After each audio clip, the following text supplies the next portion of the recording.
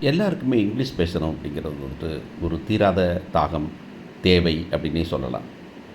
ஆனா, பல நேரங்கள்ல வந்துட்டு இங்கிலீஷ் படிக்கல, கிராமரு அப்படின்னு சொல்லி ஸ்போக்கன் இங்கிலீஷ்ன்னு போயிட்டு, வெறும் கிராமர படிச்சுட்டு, அப்புறம் பேச முடியாம வெளிய வர்றது, அது எல்லாமே சகஜமா நடக்கிற சமாச்சாரம். பல வருட எக்ஸ்பீரியன்ஸுக்கு பிறகு இப்போ தொடங்குற இந்த ஸ்போக்கன் இங்கிலீஷ் அப்படிங்கிறது வந்துட்டு, ரொம்ப கேஷுவலா, ரொம்ப சிம்பிளா நம்ம வந்து பார்த்து பேசிக்கிறதுக்கு, பெரிய அஃபிஷியலா பேசல இல்லன்னா கூட, ஒரு கம்யூனிகேஷன் ஆரம்பிக்கிறதுக்கோ, கம்யூனிகேஷன தொடர்றதுக்கோ என்ன பண்ணலாம் அப்படிங்கிறத கன்டினியூவஸா நம்ம ஸ்போக்கன் இங்கிலீஷ் அப்படிங்கிற டைட்டில்ல போடப் போறோம். இப்போ ரொம்ப சாதாரண விஷயம் என்னன்னாக்கா, ஒருத்தர பார்த்தோன்னே பேச ஆரம்பிக்கணும் அப்படின்னாக்கா என்ன பண்ணுவோம் அப்படின்னு பார்த்தீங்கன்னா, ரொம்ப காலத்துக்கு முன்னாடி வந்து பார்த்தீங்கன்னா, "உங்க ஊர்ல மழை பெய்யுதுங்களா?" அப்படின்னு கேட்கறது ரொம்ப சகஜமான வார்த்தையா இருக்கும். அப்போ ஒருத்தர பார்த்தோன்னே ஒரு கான்வர்சேஷன் ஆரம்பிக்கிறதுக்கு என்ன பண்ணலாம் அப்படின்னு பார்க்கும்போது, கொஞ்ச நாள் கழிச்சு பார்த்தோம்னாங்க, "என்னங்க பார்த்து ரொம்ப நாள் ஆச்சு, கண்ணிலே சிக்கல" அப்படின்னு கேட்பாங்க இல்லையா?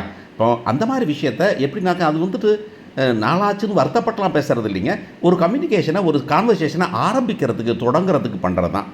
அப்படி பார்த்து ரொம்ப நாள் ஆச்சே, கண்லே சிக்கல அப்படிங்கிறத இங்கிலீஷ்ல எப்படி சொல்லலாம் அப்படின்னா, ரொம்ப சிம்பிளா அம் சொல்றது தான் லாங் டைம் நோ சி அப்படின்னு. அப்போ ஒருத்தர் பார்க்குறோம், பார்த்தோன்னே, "hey long time no see" அப்படின்னாக்கா, "ரொம்ப காலமாச்சே பார்த்து" அப்படின்னு சொல்றது தான்.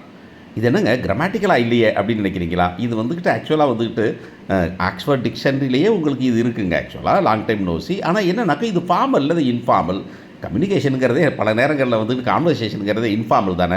ஸோ இனிமேல் யாரையாவது பார்த்தீங்கன்னா, ரொம்ப நாள் கழிச்சு பார்த்த மாரி தோணுச்சுன்னா, இப்போ பேச்ச ஆரம்பிக்கிறதுக்காக இப்போ மன்பதுனா ஒரு பெட்ரோல் போட்டுக்கிட்டு இருப்போம், பக்கத்தில வண்டி நிக்கும். அவர பார்த்து ரொம்ப நாள் ஆச்சு. "என்னங்க பார்த்து ரொம்ப நாள் ஆச்சுங்கிறோம்லையா?" அப்ப லாங் டைம் நோ சி அப்படின்னு சொல்லிட்டு பேச ஆரம்பிக்கலாம். அப்படி பேசுறது ரொம்ப நல்லாயிருக்கும். ரொம்ப சிம்பிள், ஈஸி.